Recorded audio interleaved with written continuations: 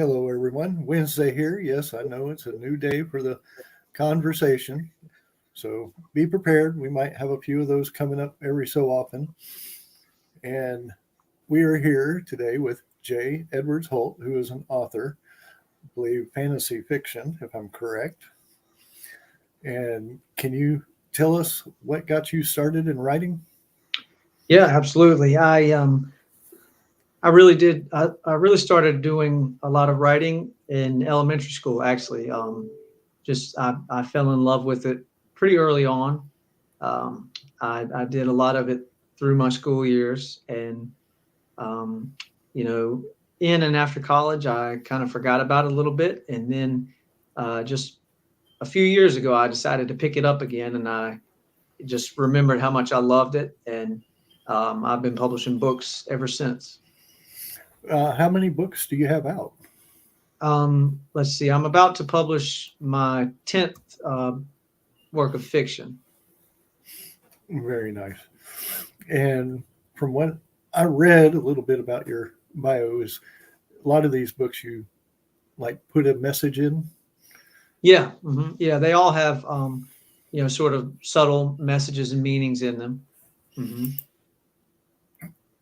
So, what would you say is your biggest inspiration that got you into writing? And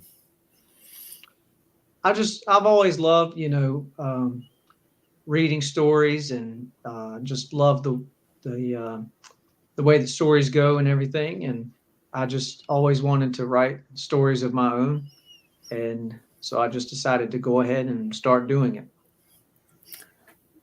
what would you say would be your favorite book that maybe you didn't like the ending or something that probably pushed you in that direction? Hmm. I don't know if there's any that I didn't. Well, I mean, there's probably several that I didn't like the ending for, but I always loved the C.S. Lewis books and things in that family. Sort of, I always read those and thought, I want to make something of that, um, of my own, like that one day. Hmm. Now, another thing that I was reading, you do a lot for your community as well. I do. Uh-huh. Would you talk about that some for us? Yeah, yeah, I do. I do some work with the elderly. I look after some elderly people and uh, do we do art sometimes. We got a um, sometimes I do art with them. A lot of drawing and stuff like that. I'm not a great artist, but I do enjoy drawing. So there's that. And then I do a lot with the pets in the community, especially dogs. I spend a lot of time with doing dog walking or just taking care of the pets and stuff. Now, have you ever had any of these people help inspire any of your stories while doing that? Hmm. I don't know that I wouldn't say anybody's really inspired it so much, but everybody that I've worked with has been very supportive of my career as an author, and so I've always been appreciative of their support. Maybe I worded that wrong. Maybe I should have said more or less inspired a character in any of your stories. Hmm. Uh, not so much. I guess a lot of the characters already had uh, kind of made up, um, but yeah, not so much inspired any of the characters. I don't think. Now, you just had a book released this year. Would you like to talk about that some? Yeah, it was earlier this year. I released a book. It's a novelette, which is a short book. It's called The Queen's Colors. It's about a it's about two uh, goblin tribes that are warring against each other, the gray and the green, and it's a story about overcoming their differences and basically kind of just a message of learning to accept people that are different from us or goblins or whatever, and learning to overcome the old prejudices and things like that, and the learning to work together as one instead of being divided by something like the color. And it kind of makes me think of gaming days back in World of Warcraft. Mm-hmm. So, did you ever have any gaming inspirations when you were writing these stories? Yeah, I played a lot of different games like that. There was a game called Fable. Do you remember that, for the Xbox? Mm-hmm. I think it was. I just always loved the imagery in those games. I played some World of Warcraft too. Um, that was inspiration for imagery and stuff. So yeah, definitely. I've always played a lot of games, and games definitely have influenced my writing. Now, another thing that you talked about with helping the elderly is you did artwork. Do you do your own artwork for your book covers, or you have somebody do that? I have somebody do that. Yeah, my art style is not up to that level, in my opinion, to illustrate my covers. I want something better for my covers and stuff. But yeah, I have different people to illustrate the covers, or graphic designers to put them together and stuff. And I had someone else as well illustrate my children's book, because I couldn't do the type of art that I wanted for that. Um, but yeah, yeah, I basically get someone else to do the illustrations. Now, you also have a book that's coming out at the beginning of the year. Yes, that book it's in the process right now of being edited, and I got to put everything together when it comes back. I hope to have it out by the first of the year. It's called Barren World: Rise of the Red Sun. It's the third book in my Barren World trilogy. Let's see, the second one came out earlier this year, and the first one came out the year before that. But this is a story that I've been um, not writing for a long time, but working on for a long time. It's taken, many years. I've been putting it together in my head, and a couple years back, I finally decided to write it, and it's almost done now. So I'm really hoping for a beginning of the year release for that. Well, can you tell us about the story without giving away any spoilers? Yeah, the Barren World story is it's um it's about it's a fantasy story about it centers around a magic chalice that um, these characters are trying to figure out what they have to do to destroy it or get rid of it, because it it draws people to it, and it tempts people to drink from it, and if they drink from it, they get you know superpowers or whatever, and immortality, but they're also cursed, to eternal damnation, essentially. And so the three books are basically about the characters coming together and trying to figure out what to do with the chalice. And some of them fall to its power, and others resist. And there's friendships, a little bit of romance in there. A lot of action, some humor, and everything. Mhm. But the story centers around the chalice, pretty much. Now, where can people find your books at? Yeah, absolutely. They can. All of them can be found in paperback on Amazon. Um, Also as ebooks, anywhere ebooks are sold. Um, then on Audible and iTunes, they can find the audiobooks. But really, the quickest way to find them is just go to my website, which is jaedwardsholt.com, and click on books, and it will have a list of the books. And if you click on each book, it'll show you the different places you can purchase the paperbacks or ebooks or audiobooks.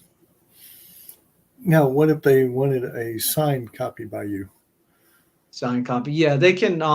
You can email me at j@jabbersholt.com, and we can talk about getting you a signed copy. I do usually keep some copies on hand. Um, I would just need to, get information and shipping address, and we can someone can talk about that. Now, do you ever, since a lot of my shows are based around conventions, do you ever go to any conventions to sell books or? I do.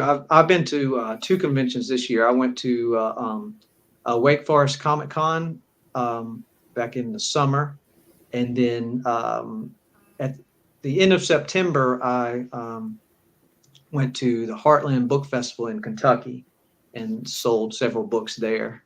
Um, so yeah, I try to go to as many shows as I can. Any coming up in? None right now, except for definitely the book festival next year. But I'm hoping to. I would like to go to some of our local comic cons around here. For sure. And with the list that you have, I'm sure you could probably sell quite a few. Mm-hmm. Absolutely. So,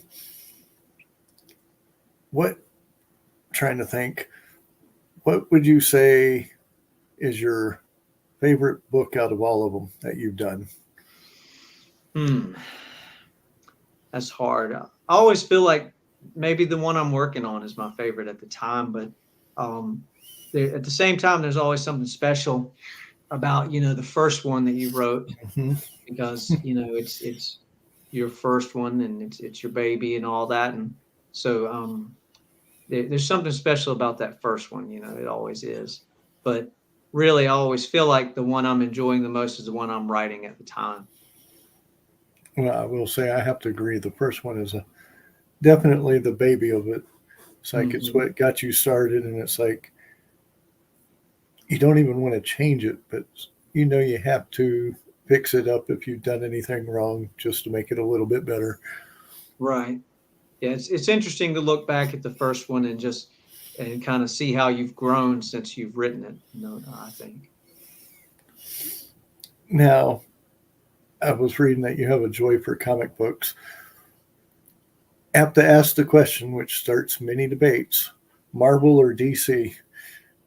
Well, I've always been a Marvel guy. I've always liked Marvel. Um, yeah, I'm more partial to that. The Avengers, and uh, particularly I love the Thor comics and stuff. I've always been partial to them. I actually wrote a comic book as well, um, that's available. I wrote the story and someone illustrated it for me. It's called The Beast of Tirgalda. It's um, it's connected to my other books, but it also functions as a standalone comic. Um, it's not that you don't have to read it to understand the other books or anything, but if you've read the other books, you will notice that it's connected.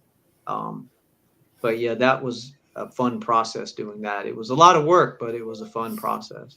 Oh, I can imagine because if I'm correct, you actually have to write each panel Yeah, like its yeah. The own little person, story. yeah, I had to, you go at it almost from a movie standpoint. When you write the script, you have to describe each panel like almost like a scene in a movie or show. And so I wrote the script for each panel and sent it to the artist. And, they sent me back each panel one by one. And, we talked about it and discussed whether or not it was right. And then after that, I went and I did the lettering, put the dialogue and the speech bubbles and the wham bam and all that stuff in there. And um, so, it was fun, I guess, but it was a very tedious process. I was going to say that could end up being a headache.